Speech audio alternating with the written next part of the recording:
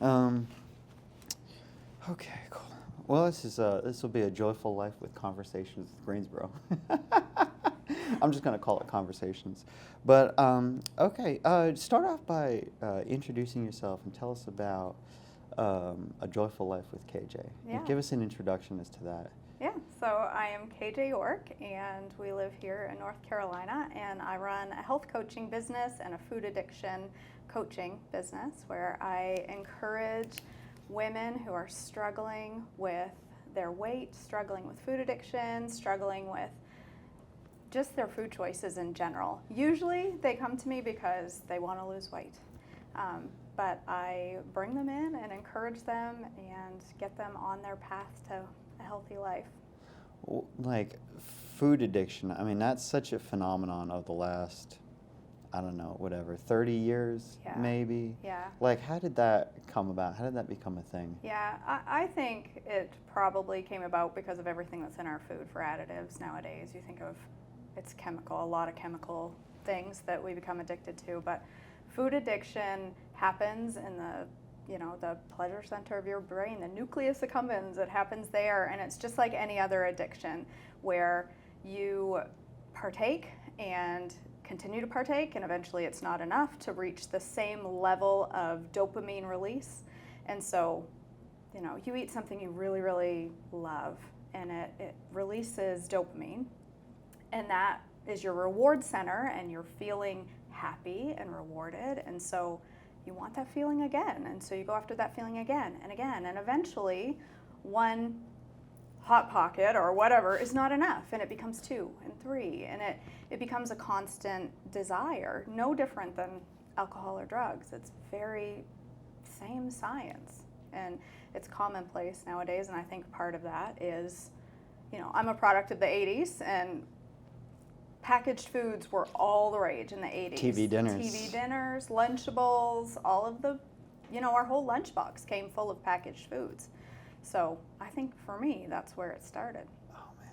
Yeah, like, I was reading that sugar has the same, like, it hits the same triggers as, like, a cocaine addiction would. 100%, exactly. And that's hard to imagine for somebody that either doesn't have a sugar addiction, or it's hard to imagine probably for somebody who has a drug addiction that it's the same thing. It's just a slower release. It's the same response. It's the same physical response. It's just slower, and it kills the same way drugs and alcohol can. It just takes longer. Oh, wow. Yeah, I was reading, I was thinking about Dr. Peter Attia's Outlive. Have you ever read that? I haven't. It's really fascinating. It took him like 10 years to write this book, and he talks about the 4 horsemen, and they are, I was looking it up here, cardiovascular, cancer, cognitive, and diabetes.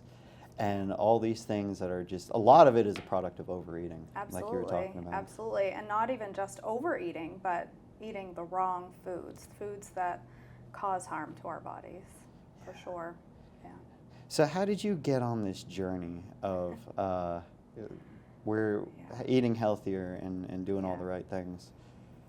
Well, it starts way back a long time ago when I was a young child. I have struggled with my weight as long as I can remember, all the way back to when I was 5 years old. I can remember somebody labeling my body as different in my circumstance, it was always a family member that said I had a big bottom.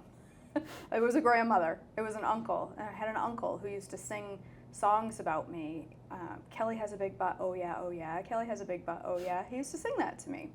And I mean, it cut pretty deep, and it forced me into a label that I didn't want, and that was different. It was overweight, fat, not the same as the other girls. And I struggled with that my whole life, body image. And I had a wonderful childhood, but it's just little pieces here and there. I had a grandmother who told me if I didn't get skinny, that I would never be married because nobody was going to love the fat girl.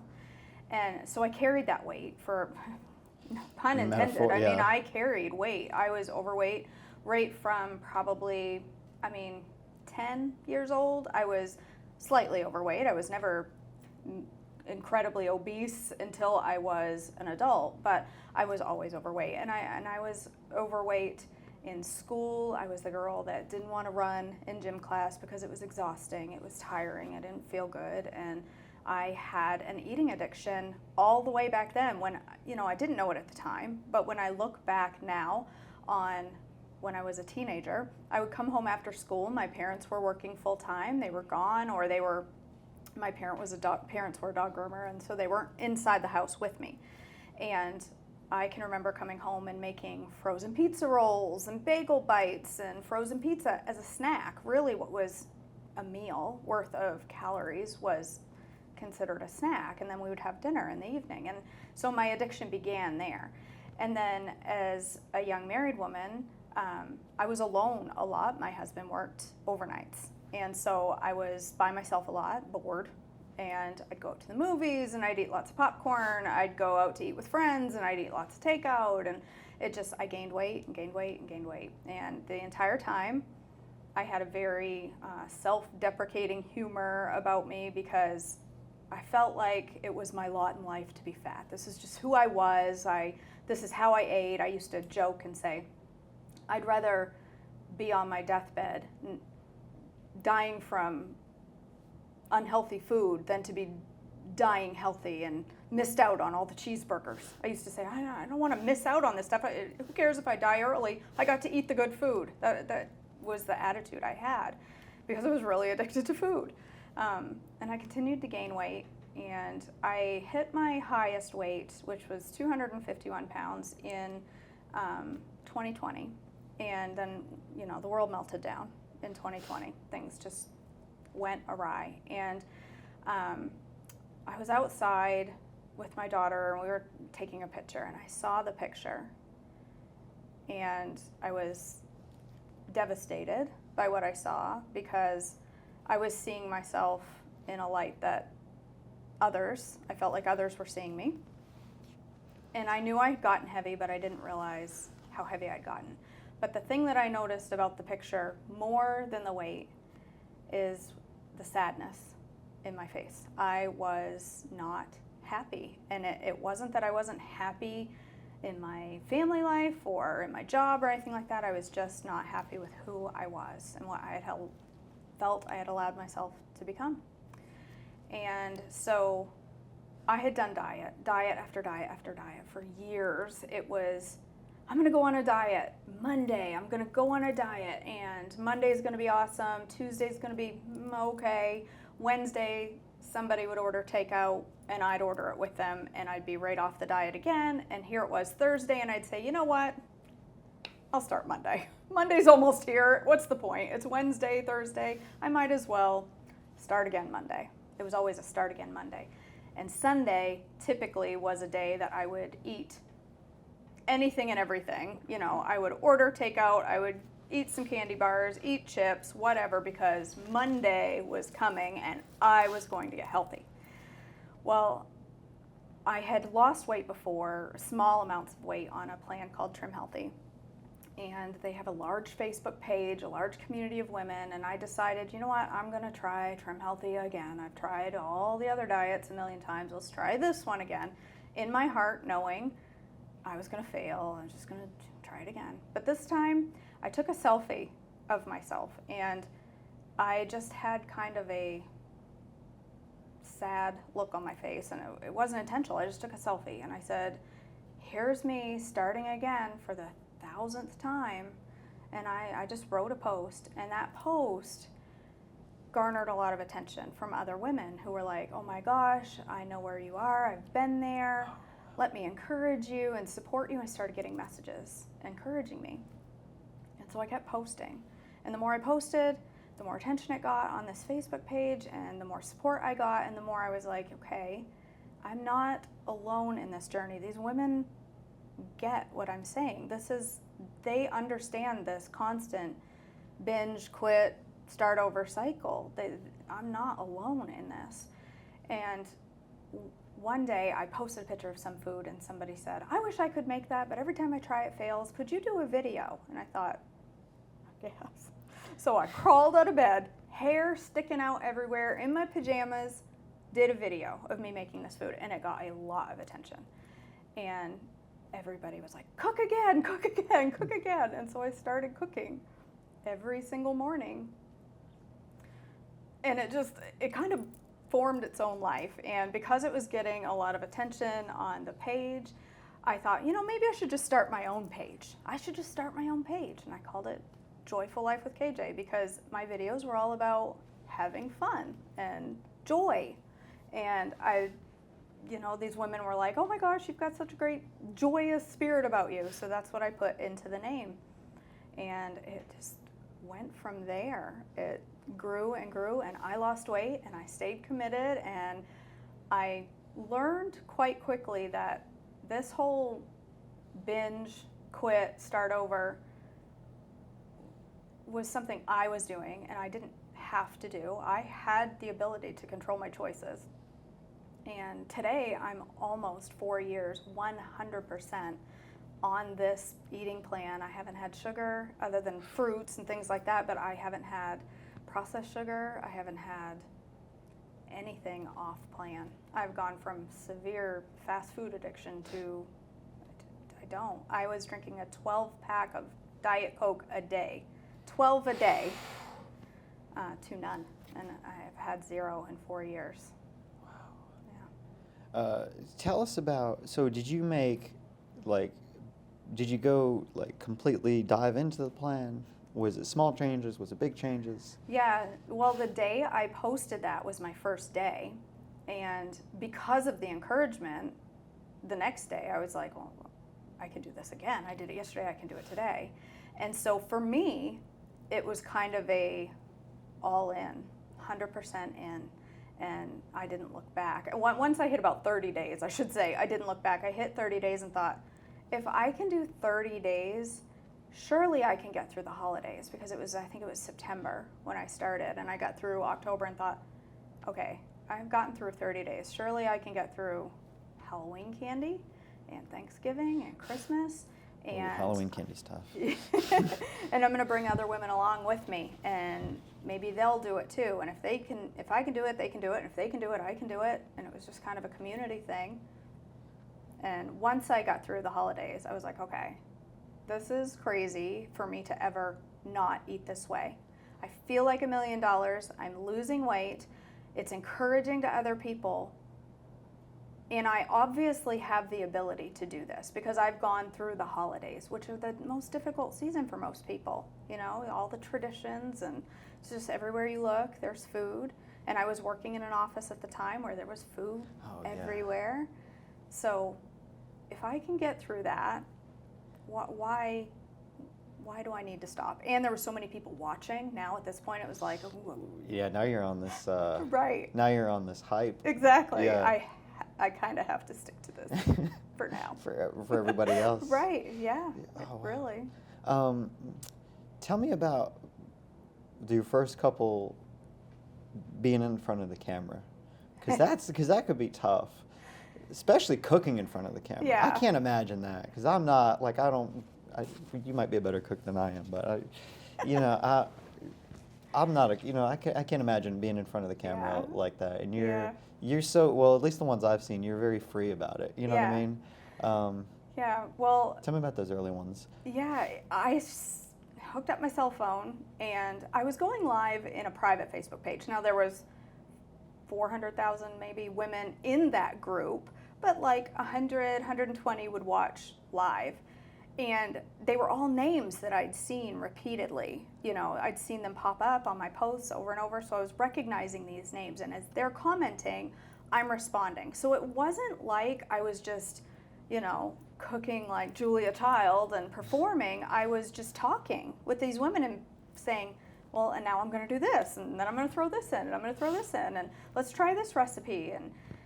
And it was a very interactive scenario. And that's still what it is today. I still do it usually 3 or 4 mornings. I still cook live in my kitchen. And it's interactive. And I know these women. These women have become my best friends in the whole world. And many of them are on my coaching team and everything now. So it it naturally grew into something. But in the beginning, it was just me having conversations in my kitchen. And I think what drew people in was I didn't care what I looked like. Not that you have to, but I really didn't. I was like, whatever. I got out of bed. I had on a t-shirt that was probably stained from the night before. My hair was I had really short hair at the time, and it would stand straight up on end when I'd wake up. And I'd just get on the camera and be like, whatever. This is me in my kitchen. And that's what people related to. They were like, okay, she's actually a real human. She's not, putting on a show. She's just cooking in her kitchen. And if she can do that at the weight she's at, with the struggles she has, with a family who is 100% off plan, they don't eat anything that I eat. If she can do that, then surely I can do that. And that just kept bringing more and more people to watch and do it alongside with me. Yeah. Yeah, that's the tough part. You talked about the office part and having, Yeah. the societal part, I guess you could Yes. say, is the hard part Yeah. of it all. Yeah. Um, It is, and especially in things like offices and church, for example. You go to church and there's always a potluck. there's always something, right? Yes, and it's one of the things that I actually teach a lot on now is church is one of the places where you should be able to go and be healthy, but in church we tend to constantly bring in unhealthy foods and unhealthy treats, and somebody's sick, we show up with a lasagna and garlic bread and cake, and we throw them unhealthy food that doesn't really help their need. And so that it's become almost a challenge for me, like, where can I go and continue to stick to my plan, whether I find something there that's on plan, I find a way to tweak what is there so that I can eat it and remain healthy and committed to my goals, or can I just say no? Like, that's become it's like a mission at this point. I don't care what scenario I find myself in, I won't go off plan. And if that means I show up at somebody's house who's made me dinner and it's completely off plan, I will not partake. And it's not a matter of me being like, ew, I don't eat that. It's not like that. It's Highbrow. just, right. It's just I have conversations, honest conversations about why I choose not to eat certain things, because it's an addiction for me. And I often say, especially in my coaching, I say, people use that excuse a lot. Well, my mother-in-law, she makes this meal every Sunday. I can't say no. And you have to have conversations with your family about your goals. You can't hide those things. You have to let them know. And you have to be ready for when they're not. Yes. Yeah, 100% lock in step with you Right, too, because they're not exactly. going to see they're not going to be with what you've been through. Right, exactly. And, if somebody has a problem, honestly, with me making a healthy choice, if that upsets them, I don't own that. I don't own that feeling. That is not, I don't have to apologize for making healthy choices. I don't have to feel bad for doing what's right for my body. And if somebody gets really, truly upset over making a healthy choice, that they have to own that, not me. So whatever. I let them own that. But I have honest conversations with family, which is something I didn't do most of my life. I hid my eating struggles. I didn't tell people when I was on a diet, because then they knew when I failed. So I snuck food and hid food and ate secretly and didn't tell them what was going on for shame or embarrassment or whatever the case was. But now I have those healthy conversations and I bring people along with me. They don't have to make the choices I make. That's okay. I'm not forcing anybody to make healthy choices, but these are the choices that I desire. And let's face it, if you had a child show up at your house with a peanut allergy, you're not going to say, too bad, eat the peanut butter cup. You're not going to. You're going to make accommodations. If you have a family member who's an alcoholic, you're not going to say, well, just one beer. One beer's okay. You're going to say, no, here's some water. Here's a Diet Coke. You're going to give them something other than that. And I don't think that our food choices should be any different.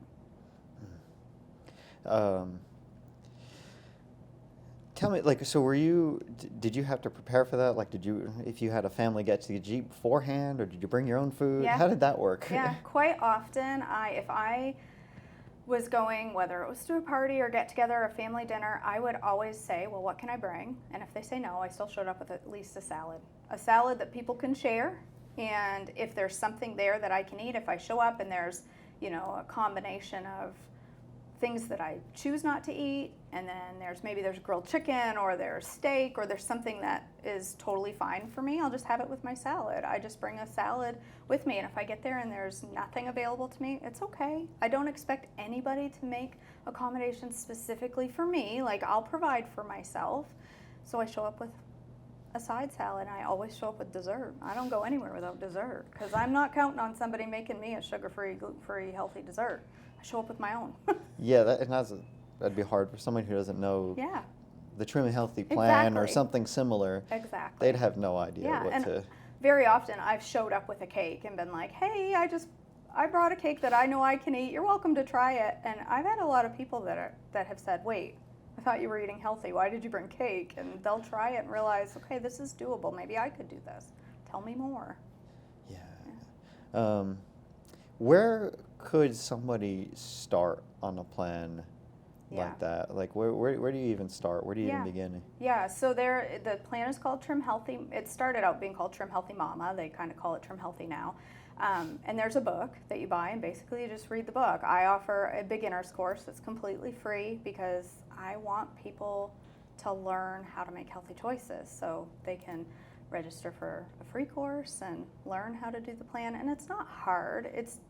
It's just basically a separating of your fuels, and it's kind of a whole foods. But I eat dessert. I had ice cream for breakfast yesterday that was delicious and protein filled and sugar free and wonderful. Tasted like a blizzard from Dairy Queen. It was wonderful.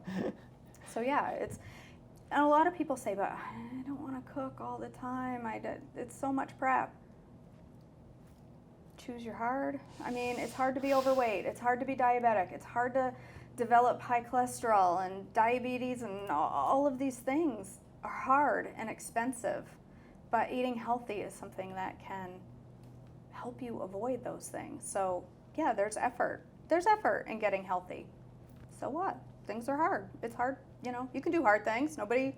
Nobody's not capable of doing something for their health. Yeah, and I think that's the part of it that people don't see is all the high fructose corn syrup and everything else. It leads to all these chronic illnesses, all Yeah. these problems, and Yeah. it's not a direct correlation. Like, we know smoking now, right? Right. We know smoking is, it leads to cardiovascular and all cancer and all these other things, but Yeah. we don't.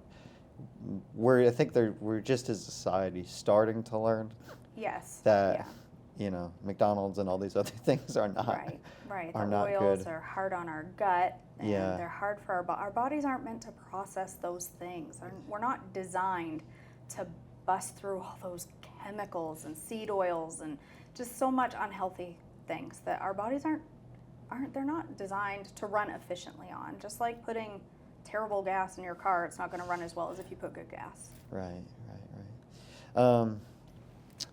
Yeah. So I saw. Tell me about the devotions too. You got on. Where did the devotions? How'd you start that? Yeah. Well, I flat out hate exercise. I hate it. I still hate it today. I do it, but I hate it. And I knew I had to move my body. I knew I had to, but I didn't want to.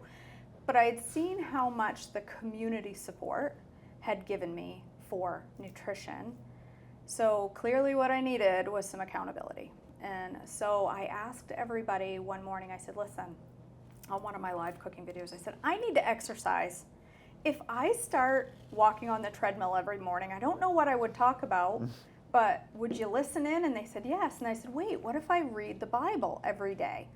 What if I read the Bible? Would you listen? And people were like, yeah, I'd listen. So I bought a chronological Bible that it's the same Bible, it just puts it into the order of events. And it's daily. It's a 1-year Bible. And I started reading it on the treadmill really slow, just like, because I'm short to begin with. So, 1.5 miles an hour to 2 miles an hour is plenty fast when you're trying to read. Just started walking on a flat surface on the treadmill, real slow. Every day I read, and I slowly raised the treadmill. Every month I'd raise it one more height until at the end of 1 year I was walking at a 12 incline for the entire devotions, and didn't even realize I was on a hill because it was such a slow progression. But I mean, the cell phone would fall off its holder and hit the treadmill and fly across the back of the room. I tripped multiple times. It was interesting. But people watched and listened and learned. And so at the end of the year, I said, okay, will you tune back in if I do devotions next year? But this time I'm going to sit. I'm still going to walk, but I'm not going to walk and read at the same time. I'm going to sit. And so I continued to do it, and I brought in devotional books. I get permission to read those live, and I brought those in, and I started reading a section in the chronological Bible and a devotional every day, and now I'm on year 4 of doing that.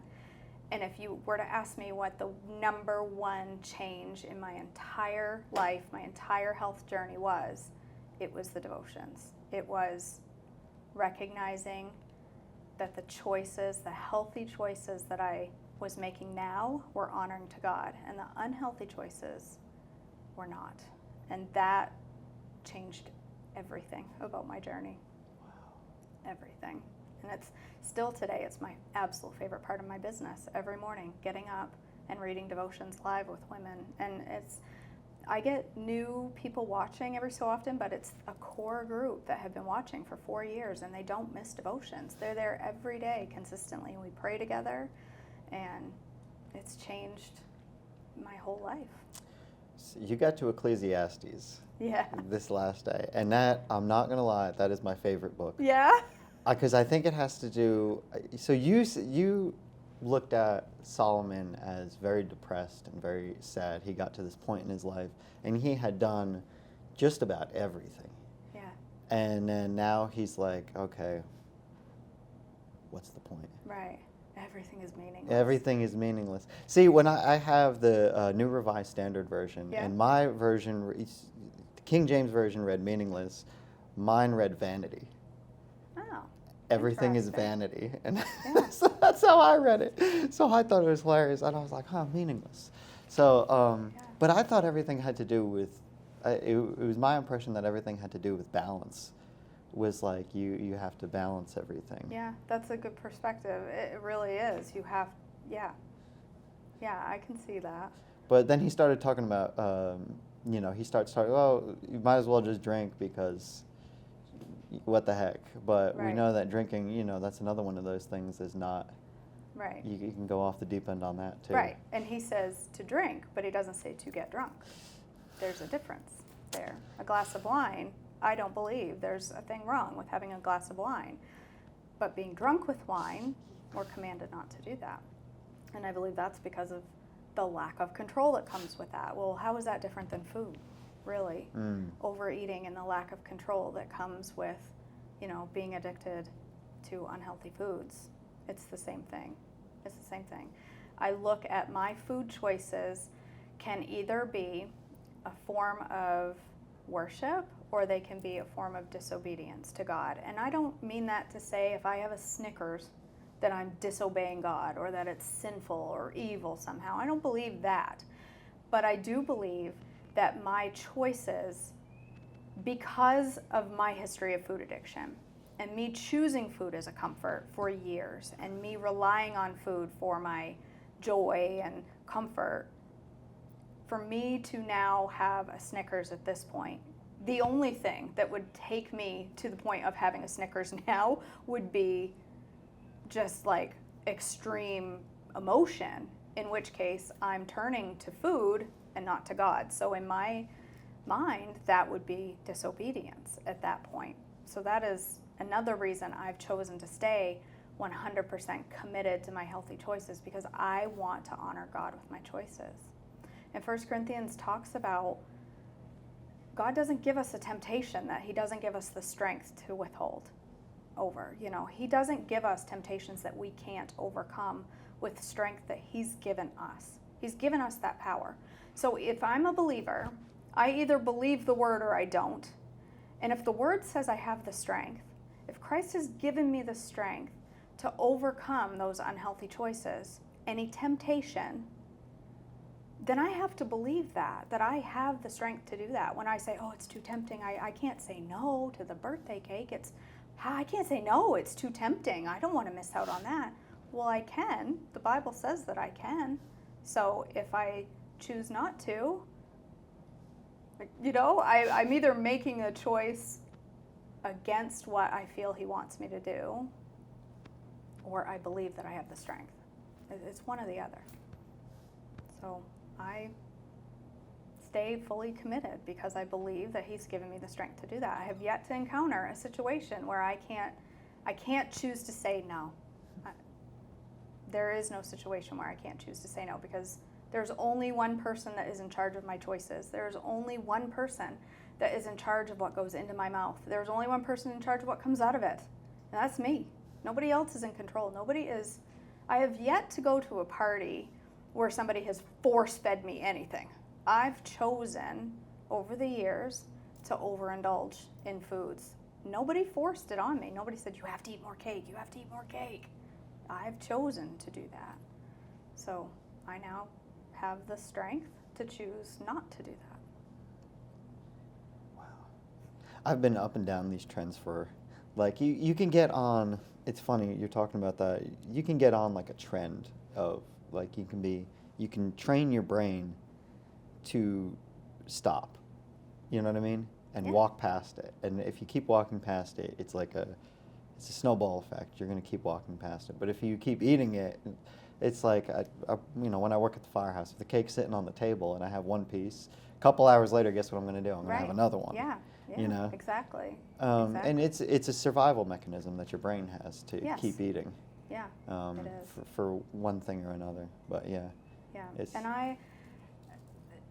I have found that for me to 100% abstain from that stuff, to abstain from, processed sugars and things like that, is so much easier than having a cheat day or having a weekend where I'm off plan. Because when I do that, I really want to spend the next week and a half eating all the things. It's so much easier for me to stay 100% on plan than it is to go on again, off again, on again, off again. That vicious, just depressing cycle of constant struggle. It's not a struggle anymore. It's easy to stay on plan. This is just how I eat. I use certain key phrases like that. That's not my food. It's not my food. This is my food. That's not my food. It looks good. Maybe I wouldn't mind eating it, but I'm not going to because it's not mine. Or I say, I'm stronger than a potato chip. It's a potato chip.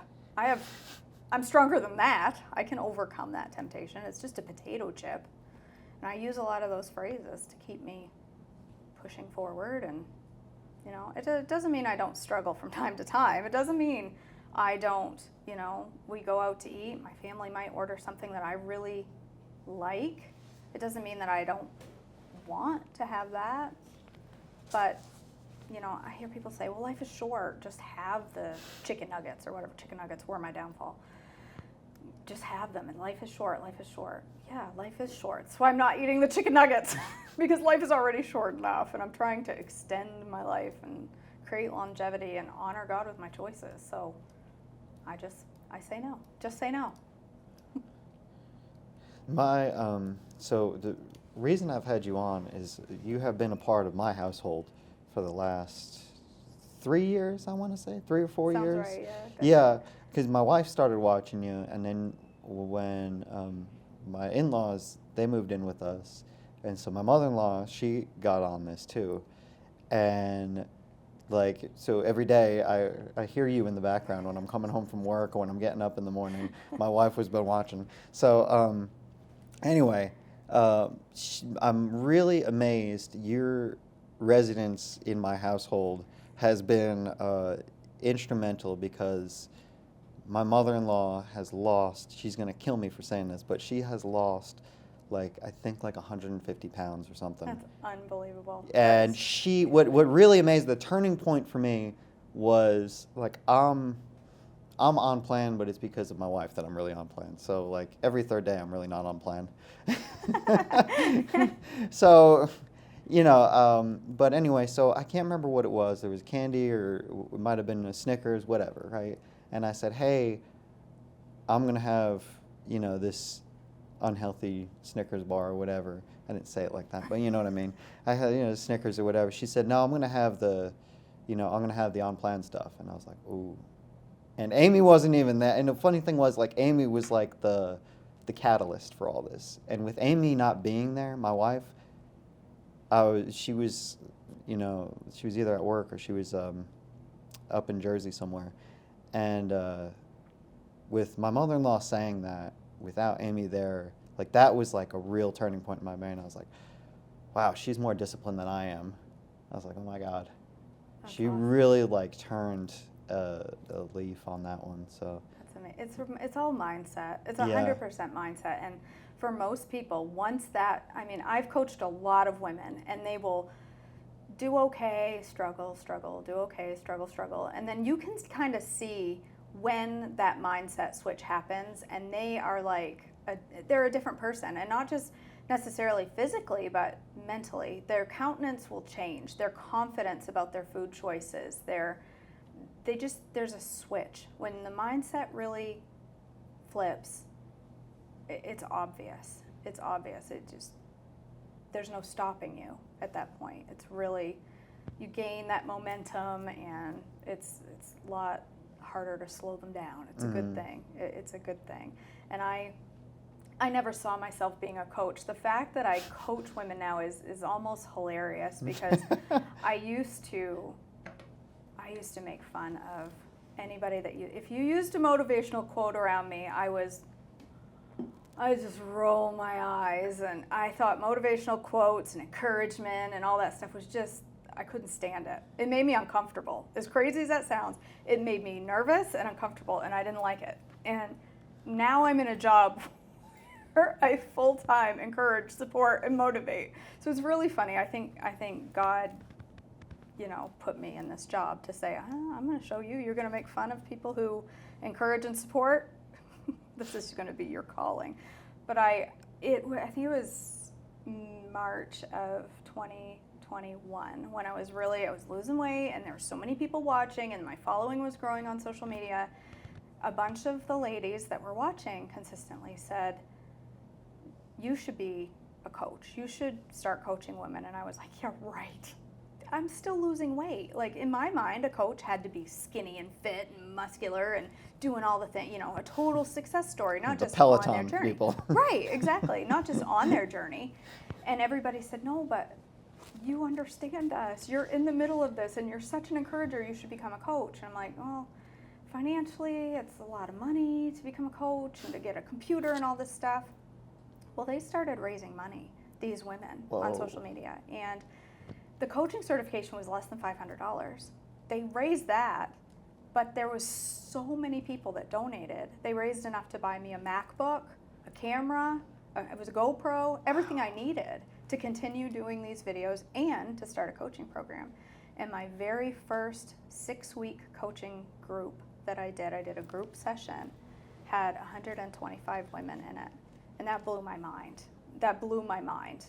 Financially, it blew my mind. I couldn't believe it was happening, that these people came to this group. And I thought, well, surely this is only going to be a one-time thing. We should save that money, because this isn't going to happen again. And then the next group had well over 100 women. And the next group had over 100 women. And now, I did that every month. I created a membership group where people come and they join and they stay 1 month, 2 months, 10 months, doesn't matter. They can come and go as they please. And it's consistently hundreds of women that are in these groups. And it's been, I'm trying to think, I worked in healthcare IT for almost 20 years. And it was last March, so 2023. My husband and I spent a lot of time talking about it, like, can I do this full time? Do you think this is doable? I'm giving up health insurance, I'm giving up a 20-year career, but I just felt so strongly that this is what God wanted for my life. He was showing me left and right, this is what I've meant for you. You need to do this. And so I took the plunge, and it's been a wonderful, amazing journey so far, and it's just continuing to grow and build, and And I know God is taking it to big places. I know He is. I'm confident in it.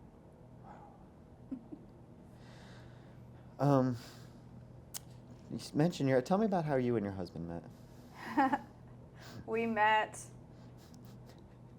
at a diner, I think, with friends. We had friends that were there. Oh man, I have to get the details right or he'll never let me get over that. It was a diner. It was a friend in high school that was acquaintances, and that's how we just met and became friends. And we were friends for a while before we started dating. And this year we'll be married 25 years. Wow. Yeah. Wow. Congratulations. It was his fire truck. Yes, he was a fireman at the time. He was full time. Oh, were you? Where we were, that's and awesome. it was totally his fire truck. Does it every time? Oh, that's awesome. And how tell me about your husband and this journey with you Yeah. and the coaching and everything. Yeah. When this first started, I kept saying, look, I made this Facebook page and there's like 500 people following me in one day. And then the next day I was like, look, there's 1,000 people following. Look, there's 2,000 people following. And I think at first he was a little like, well, social media, because, social media had not been kind to me up until this point. For years, I was on Facebook and I was an arguer. I was a fighter. I would get on just arguments, left and political things, and whatever. I feel you. I was a keyboard warrior. Yeah. Yeah, and it put me kind of in a funk. It made me not, it just brought me a lot of upset and agitation and frustration. So I had gotten rid of Facebook for a while, and my given name is Kelly. And so I had gotten rid of Facebook, but when I came back, I wanted to come back, but I didn't want friends. I just wanted to come back for the Trim Healthy page. I wanted to come back, not have any friends, just use Facebook only for the Trim Healthy page to get the support that I needed, but not do the whole Facebook thing where I was going to argue and fight with people all the time. So I just put my initials so that nobody would find me. I put KJ. And that's how I ended up being KJ, because people knew me. And now I look back and I think, I was like, I'm KJ now. I'm a different person than I was 4 years ago. I'm not the same person at all. Completely different. So I go by KJ.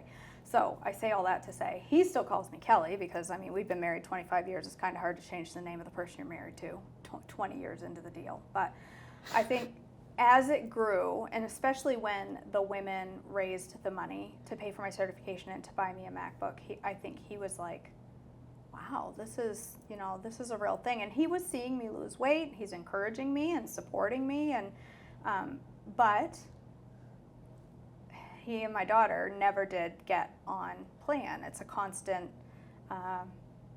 journey for me to help them make healthy choices. And I think that's one reason people resonate with me and my story, is because I often hear women say, well, my husband doesn't eat healthy. How can I eat healthy if he's bringing home junk, or he wants me to make this meal? How do I eat healthy if I have to make him this?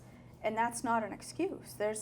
I do it all the time. I've done it now for 4 years, whether it's make tweaks to the meal for my portion, whether it's I eat something entirely different, whatever. But I have cabinets full of things like Reese's and Hershey's, and they enjoy what they want to enjoy. It's their journey. They'll make their own choices, but I don't have to make those choices. And I honestly, if that food being in the house, if I can't say no to it in my house, I'm not going to say no to it when I leave the house. So what's the difference between driving past McDonald's or having a Hershey bar in my cabinet? Both are temptations. Both are there. I have the mindset to change and to be able to work past those temptations is important, and that's going to help me work past it, whether it's in my kitchen cupboard or driving past McDonald's. So he's very supportive of my journey. Obviously, we talked a lot about it before I went full-time on this, and he was nervous. It's a scary move to go from a full-time career to self-employed, and it's still scary. at times. We're still tiptoe it sometimes, both of us. We still get nervous sometimes, but I think now I know with just to the core of who I am, I know this is God's will for my life. And now I think he knows that too. He sees it. He sees the winds coming out of this. I've had women reach out and say, I was suicidal. When the day I found your devotions, I had a gun on my coffee table. Oh my God. He's heard those stories. He's met some of the women at my I do retreats, and he's met women there. He's heard the stories. He's seen the wins. He's seen the weight losses. He's seen the changes in other people, and he's seen the change in me. So he's very supportive of this whole business. Yeah, because it's a different. I want to say it's like a different attitude change. Like it's not just about the eating. It's not just about like there's a whole life shift that comes with it, and that's what I think is overlooked sometimes. Yeah, this is not. Yes, I'm losing weight. Yes, I still have weight to lose. I'm still on my journey, but what I do now for myself and what I teach other women is this is not about weight loss. If you lose weight, fantastic. It's good for you, it's healthy, yes, that's what we want, but that is not our goal. Our goal is to get your mindset right. When your mindset is right and you have control over those choices, it shifts everything about you. It gives you power in other places of your life, and it empowers you. And being out of control with anything in your life is not a good place to be. Food or money or anything, it's not a good feeling. So I help other women recognize, I do mostly work with Christian women. I have some that's not their chosen path, but I work a lot with Christian women to recognize the need to honor God with their bodies. And when you're in alignment with what God wants for your life, that changes so much. It brings joy. And having joy in this journey, if I didn't have joy in this journey, it would just be a diet. It would just be another thing I had to do. It would just be a diet I had to stick to. And that's not what I want. If I'm going to make this long term, I've got to love it and enjoy it. Tell me about some of the Bible passages that like hit you, or some of the books or chapters, whatever that hit you, where you're just like, wow, that's okay. This is where we're headed. Yeah, there's a few. Psalms 139 talks about being fearfully and wonderfully made, and that verse is talked about all the time with Christian women for body image. Remember that you're fearfully and wonderfully made. I'd read that a million times in my life. I'm fearfully and wonderfully made. Yeah. I'm a wonderful creation. Yeah. But as I went on this journey and was losing weight, and I was studying, I was in the Word every day. I was gaining more knowledge of the Word and what God really thought about me, His creation, and how much He really loved me. There was one day I was standing outside on my deck, and I was just drinking a cup of coffee. I was just drinking a cup of coffee, and I looked around, and I was looking at the trees, and I kind of really started looking at the trees, and I really started looking at the grass and the sky and just nature.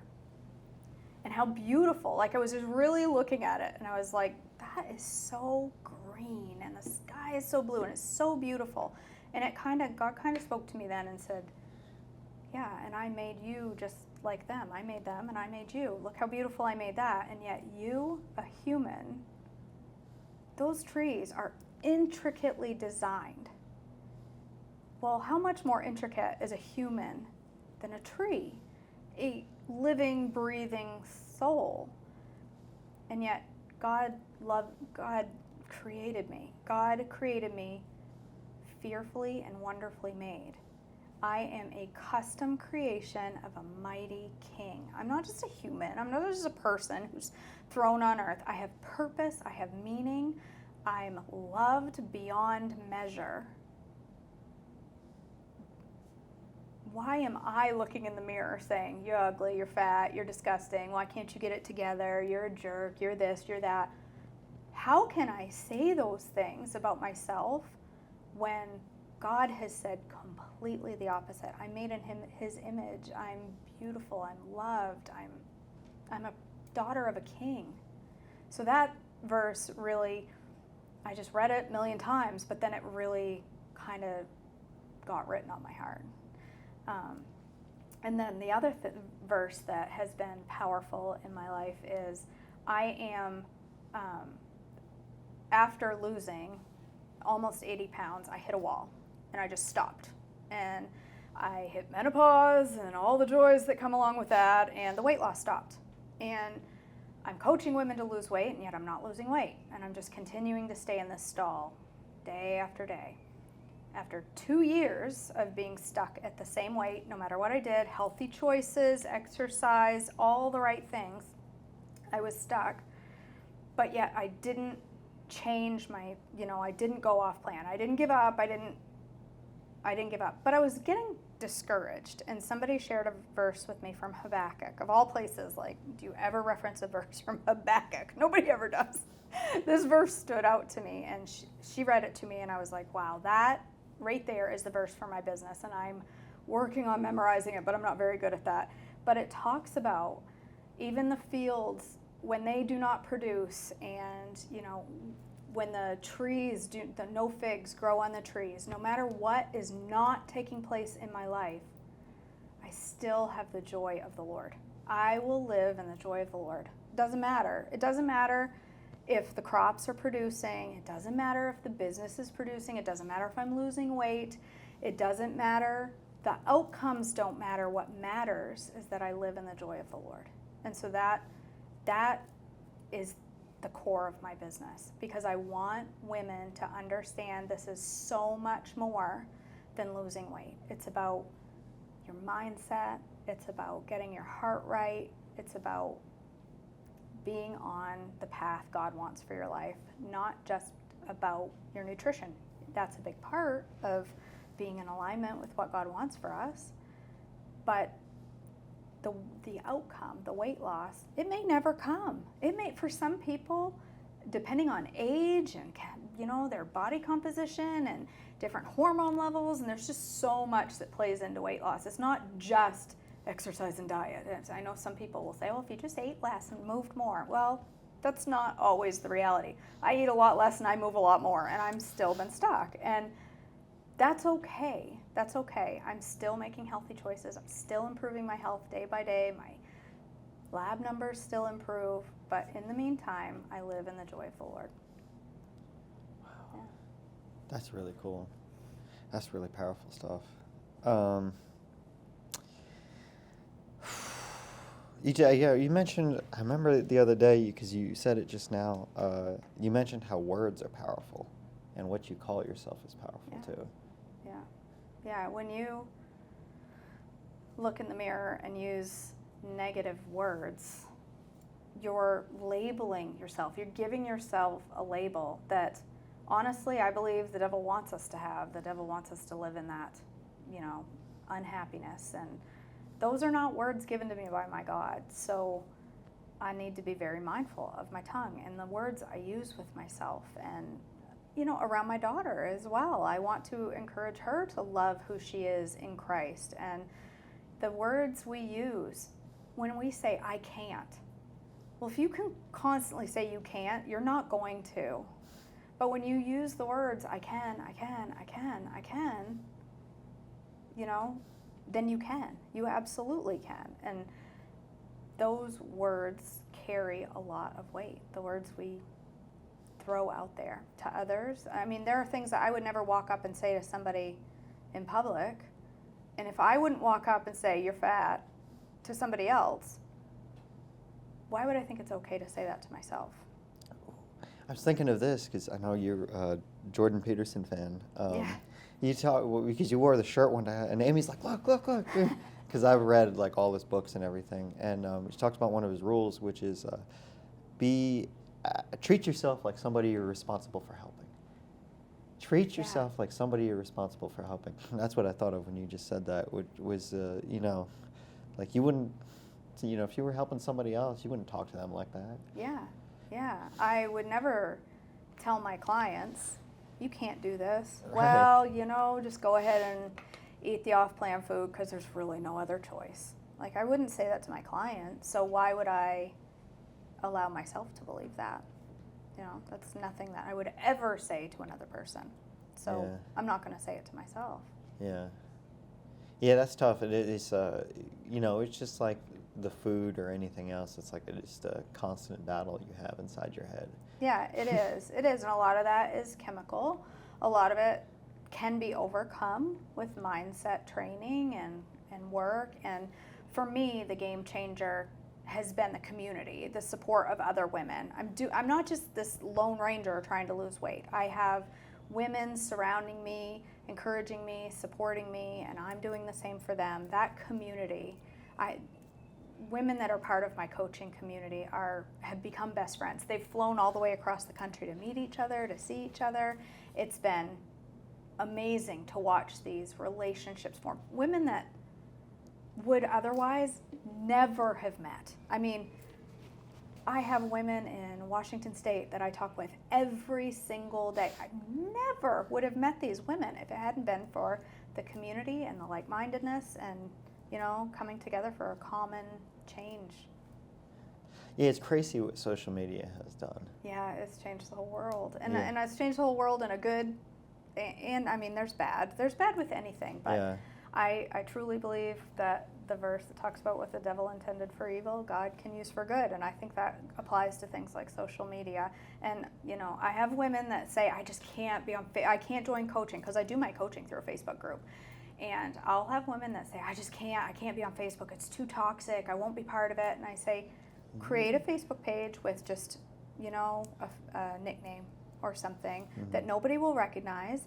Put up a picture of flowers or something. Don't put your face on there, and don't friend anyone, and only participate in the group. And that gets you off all that extra stuff. And it's one of those other things, like you said earlier that you can choose to not have something. You can choose to, well, you can do the same thing with social media. Yes. And especially the algorithm works with you. Oh my God, the algorithm is so bad. And it is, and it can be bad.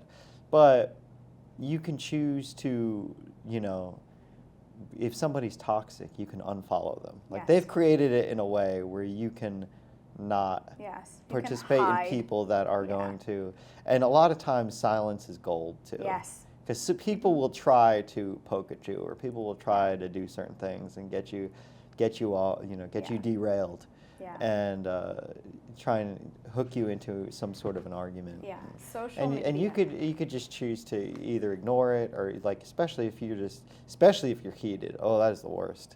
Yeah, you know. that's what they want. That's what Yeah. people want, to get you into an argument. And I get part of being in the public on social media. You're gonna get haters, let me tell you. And I get some pretty nasty, mean messages. Really? Like, oh yeah, I've received messages like, "How can you be a health coach when you're fat?"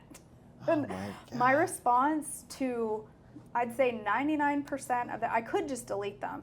But Facebook also has this thing on its page that says how quickly the business responds. So if you don't respond to these messages, it kind of dings you. You know, business doesn't respond to messages. It will show up. So I will respond, but most of the time my response is that little emoji that's just like, whatever. And it, in the beginning of this journey, it was hard for me when somebody would be like, your eyebrows are terrible. I get random messages like that. Like, you have no eyebrows. You shouldn't show your face on public. Go get some eyebrows. And that stuff would kind of cut. In the beginning, I was like, oh, do I need to get eyebrows? And now I just roll my eyes and think, okay, I probably should pray for that person, because they're obviously having some struggles that they, you know, would treat another human like that, because there's a lot of toxicity out there. But on the flip side of that, the women in my community, they've changed my whole life. And they, you know, I can get one nasty message and 100 incredibly encouraging, supportive messages, and those are what I need to focus on. And just the haters gonna hate. Let them hate. I hear you, Taylor.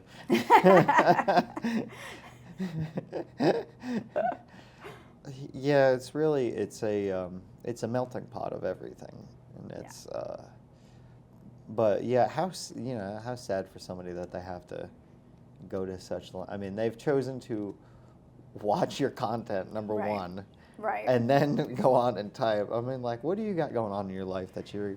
Right, exactly. Exactly. Yeah, you can scroll. That's what I usually say. Oh, there's this thing on your mouse where you can just scroll down. Yeah. You can just move on. Bye. Yeah. Yeah. Oh my God. We talked about just about everything.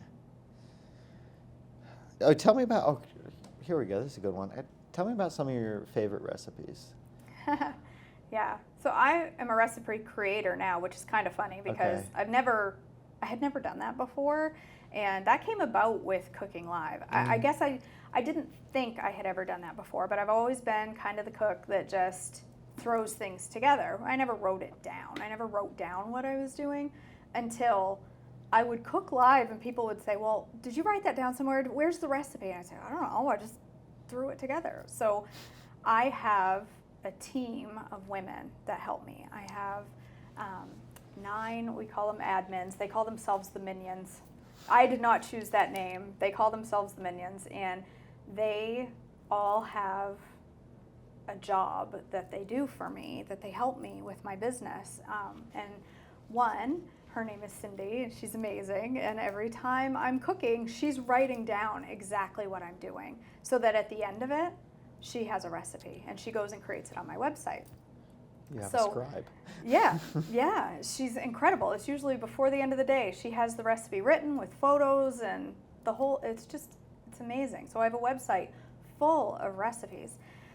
So I'm kind of a freestyle cook. I like, it's what I'm feeling like that day. Trim Healthy, though, has 3, 4 cookbooks that are full of amazing recipes. There's things like egg roll in a bowl. I love Chinese food, so egg roll in a bowl is an amazing recipe. All kinds of chilies. I'm a total chili junkie. I love different chilies, and they've got 5 or 6 in there. Those are some of my favorites. There's a cake called Esther's Cake of Wonders, and it really is amazing. It's an amazing, delicious cake. That's one of my favorites. So I have a lot that I love. There's one, probably half of my coaching group, their favorite is called Noodle Therapy, and it tastes like Chinese food.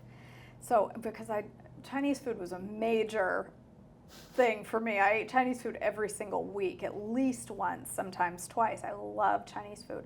So I have a lot of recipes from Trim Healthy and my own recipes that I've created that are kind of Asian inspired and have that kind of flavor, and I love them. And so yeah, those are my savories, my go-to, sweets, my backup. Do you have a favorite recipe that your wife makes? Oh my God. I was trying to think. There was one. It was like it's like a chicken and rice. Because you reminded me of it because you're talking about like Chinese food. Double chicken fried rice. Double fried chicken rice. I think so. Yeah, it has brown rice and cauliflower rice in it probably, and chicken and some veggies.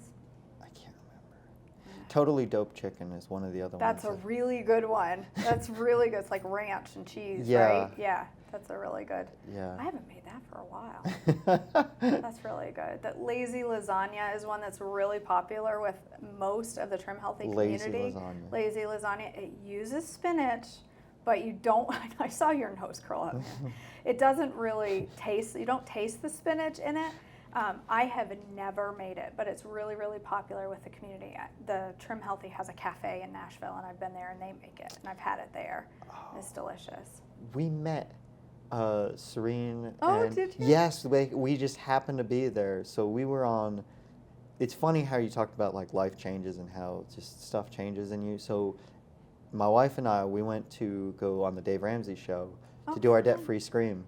And then while we were there, Amy's like, we have to go to the store. We went to the store that was there, the Trim Healthy store. Yeah. And then they happened to be there, and we were going to they had just come from like a funeral or something. So we didn't like bombard them and take Yeah. selfies. It was not it was not everything has a season, right? Yeah, that was right. not the time.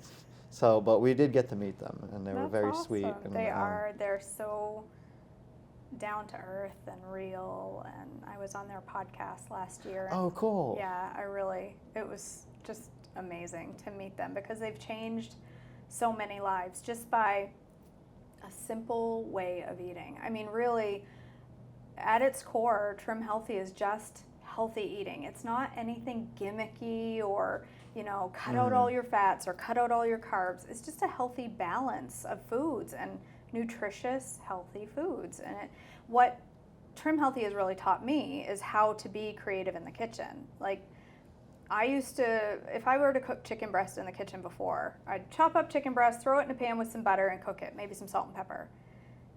They taught me how to season food and that it's okay to just pick random seasonings and put a ton on there and change the whole recipe from Mexican flair to Asian flair to Italian to whatever, just based on my seasonings because of their simple recipes. That kind of taught me, just how to tweak things to make it fun and my own.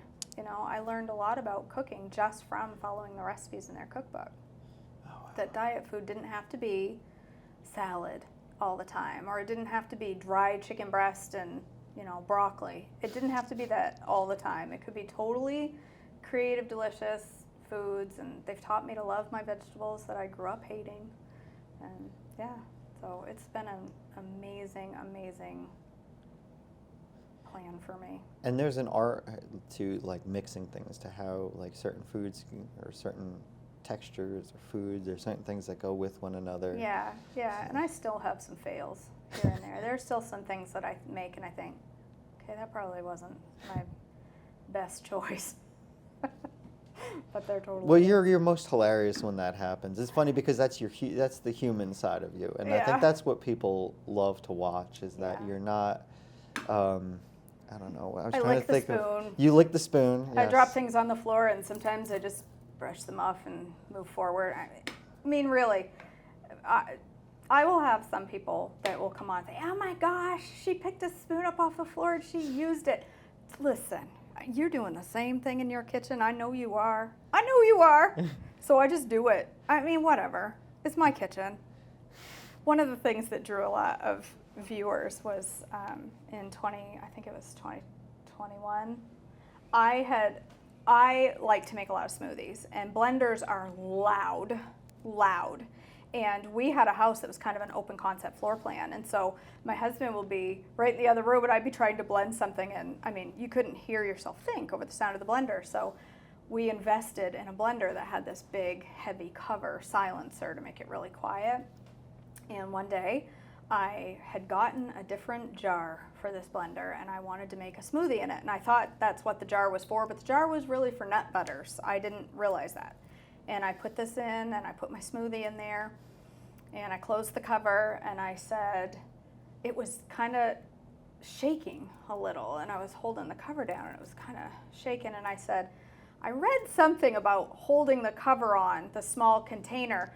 I hope it doesn't come flying off. And the minute I said that smoothie inside that blender exploded, but it had the silencer cover, so it didn't go anywhere. It just went inside, like this explosion inside the blender. But then I had to open the cover and it just poured out all over my counter. Some people would get really mad at that and have a little mini temper tantrum. I just laughed because I very much have the personality of, I can't, it's done. What am I supposed to do? I'm not going to cry over this smoothie that's all over my counter. I'm not going to be mad. It's done. I can't fix it. I just, whatever. And I laughed about it. And that people were like, I can't believe how you just handled that. I would have slung the blender cover, or I would have knocked the whole thing into the sink, or I might have sworn, but the whole thing was on camera, and now the blender is my logo for my business, a messy blender. That's really cool. Tell us where people can find you. Yes, joyfullifewithkj.com. On Facebook, Instagram, YouTube, all under Joyful Life with KJ. Okay. Yeah. Cool. I was trying to think of all the things that we have not covered. I think we covered about everything, didn't we? I think so. Let me see. My wife sent me some stuff, actually. And I might have covered it, like, subconsciously.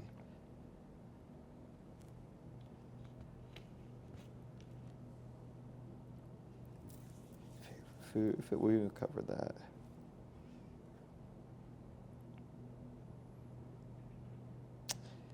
No, I think we covered just about everything. Is there anything you want to add that I have not added here? No, just that it doesn't matter where somebody is on their journey. They are not too far gone. People are not too far gone. There is hope to find a healthy lifestyle. It's a long road, and that's okay. And there's people that can come alongside you and encourage and support you and help you do that. And you don't have to do the journey alone. I didn't realize how lonely I was when it came to like female friends to, just girlfriends. I didn't realize just how much that was missing from my life until I had it. And so now I know this journey, so many of us are on a journey to find better health, to not hate what we see in the mirror, to not feel hatred towards ourselves. And there is hope for that. There is healing from that, and there is people to come alongside and support. Wow. Well, thank you so much for being on. Oh, there was one thing. I did notice the spice rack. Did you build the spice rack that was in the drawer? That was in the pull-out drawer? I thought Amy said No, that. it's just a drawer. Oh, really? Yeah, isn't Oh. it the best thing ever? It's my favorite Hey. part of our new house is a drawer. When we moved in there, I pulled that drawer open and was like, "That my seasonings are gonna go there." They're just laying flat, just kind of mishmashed in there, but yeah. I know. I was watching the other day. I was like, that's really cool. It's like it's the best part of my kitchen. It's my favorite part. Is having my spices in a drawer. He did when we lived in Maine. He built me a little shelf that hung behind me while I cooked that had all my mugs hanging from it because I get mugs in the mail all the time, and so I was always like displaying different mugs for people to see their mug on the wall, and it had all of my like extracts and everything up there, and everybody loved that. That must have been what Amy was talking about. Yeah, I bet she was. Yeah. Yeah. But yeah. All right, cool. That's about all I got. All right. Well, thank Thank you for you. having me. Thank you for being on.